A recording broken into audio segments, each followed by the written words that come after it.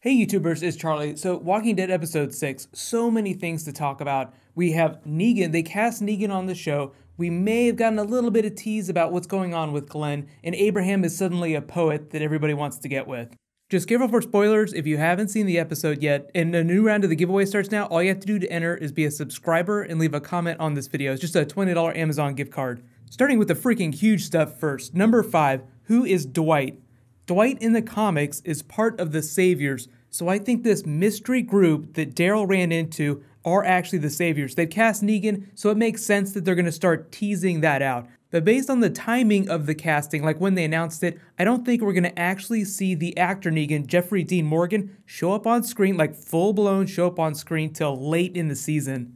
First off, we just have to say, what the hell? Why would they announce Negan if it's such a big deal? Wouldn't they tease that out? Well, I think they wanted to make a little bit of noise just to get people excited, and the actor was going to be walking around set, and they knew Jeffrey Dean Morgan wouldn't come on the show if he wasn't going to be a big character, so they're like, why don't we just go ahead and announce it? Whatever, but essentially I feel like Dwight's presence in the episode, the fact that he was a comic book character, was intended to tip the hat to the Saviors.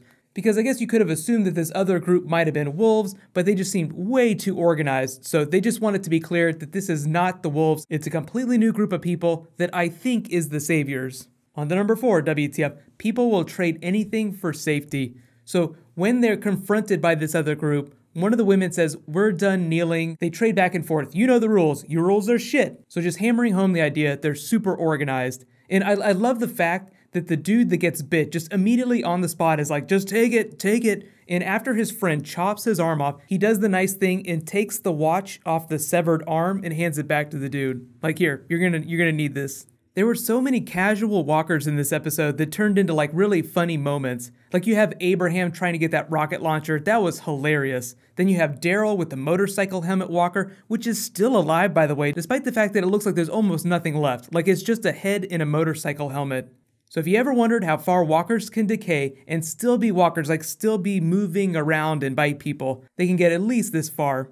And what about the walkers that were encased in glass? Sleeping Beauty walkers. That was so awesome. Part of me wonders if the writers wanted to get really sympathetic by making that girl a diabetic and then killing her off so they wouldn't have to deal with her in future stories. Like, well, she's gonna have to get insulin from somewhere, so it's gonna be a liability to stories. They're always gonna have to be searching for more insulin, so why don't we just use her as bait in this episode? On to my number 3, WTF, Abraham versus Sasha. So, admittedly, they're on the same team, but Sasha keeps having to remind him not to create more breadcrumbs for other people to follow than necessary. Like, how come you gotta go kill all those random walkers? Abraham is in complete Terminator mode, but he's totally self-aware that he's crazy, which is why I like it. It's not crazy like the wolf Morgan is keeping locked up. He doesn't think that he's crazy, he thinks that he's right. Anytime a person wonders if they're crazy, they're probably not insane. Insane people don't wonder if they're insane. But who else flipped a little bit when Abraham found the jackpot? Like, it's almost like he's seeing exactly what he wants to see. He finds a bunch of rockets, a rocket launcher, a bunch of cigars. It's like, okay, is this a trap or something? I don't understand. On to my number 2, WTF. Abraham explains his endgame.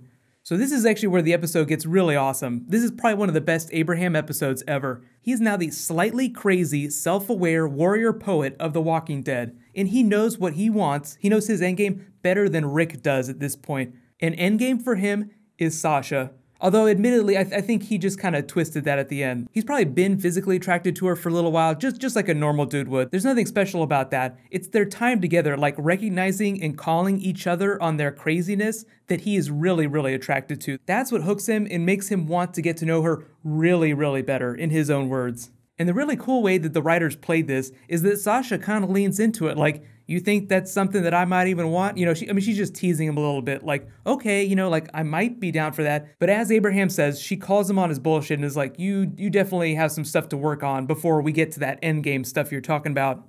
This is a moment that most of the other characters haven't had yet. So like Abraham's character progression is just like a couple steps ahead of a lot of other characters. Like Carol, Daryl, Rick, moving check to check, as Abraham says it. Like, if there was ever a scene that you guys should go back and rewatch, it's Abraham's speech at the end. He's such a poet. It's so awesome. High fives to Michael Cudlitz. You won this episode.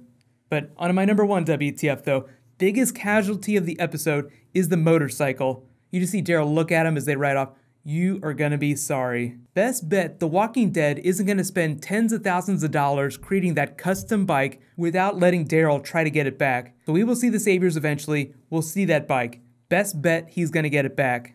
I really feel like they wanted Daryl's character arc in this episode to mirror Abraham's character arc, but I feel like the writers did a better job with Abraham. It was a little more clear. Daryl's always a bit more of an ambiguous character. Like, he finds the fuel truck, so it kind of ends on a high moment. He finds Abraham and Sasha. You should be happy, but then you get the help at the end. Like, what's that? Copy? This is why everybody, if you were confused, why everybody is talking about Glenn.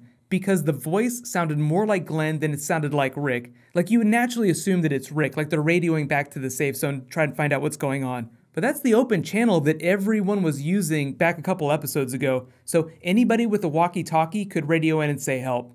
At this point, I feel like it is foolish to assume that Glenn is dead. I think he's definitely alive. They're keeping him off the opening credits just as a ruse, just so people think that he's dead, so it's a big WTF when he comes back. No idea when he will come back, though.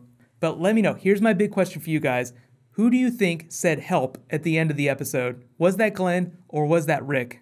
The episode itself was great. I feel like there wasn't as much action as some of the previous episodes, like especially when the wolves attacked the safe zone. But you have to remember, they're building towards the mid-season finale. That's always like the point of explosion. So I feel like the tension in this episode and the things that they tease were really well placed. Like, you want there to be a slow progression. So like last week was kind of a down episode. It was kind of like a season 2 Herschel's Farm episode. Then it got a little bit crazier in this episode, started teasing the Saviors, this other big group of organized people, leading up to next week, and then the mid-season finale when we'll probably see some really big Savior stuff. Don't forget though, Saviors is just like one stop along the way. There's a couple other big comic book things they're doing this season, but they are doing more things from the comic book, so just expect more people like Dwight, like more minor comic book characters to start popping up, in addition to really big ones like Negan, of course.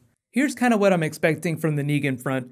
I think they'll tease the Saviors first like they did in this episode. We'll learn a little bit more about them. We'll see a couple ancillary figures, then we'll actually see where they come from, then they'll start talking about their leader, then eventually the Emperor will appear. Speak of the devil and he shall appear. Until his name is said out loud, I don't think we're going to see him. And if you guys didn't see, they also dropped the season premiere of Into the Badlands. I'm probably not going to do videos for that, but it is actually look like a pretty cool show. Think samurais in the Wild West, so like a bunch of Michonnes walking around chopping people in half. But congratulations to last week's giveaway winner, Josh Mackin. You win a $20 Amazon gift card. Be sure to private message me on the back end of my channel so I can get your contact info. While you guys wait for my next video to post, you can click here for my Walking Dead Season 6 playlist in case you need to catch up, and you can click here for the Flash trailer I just posted. Gorilla Grodd is coming this week. It is going to be so awesome. Thank you so much for watching, everybody. Let's high five. I'll see you guys tonight.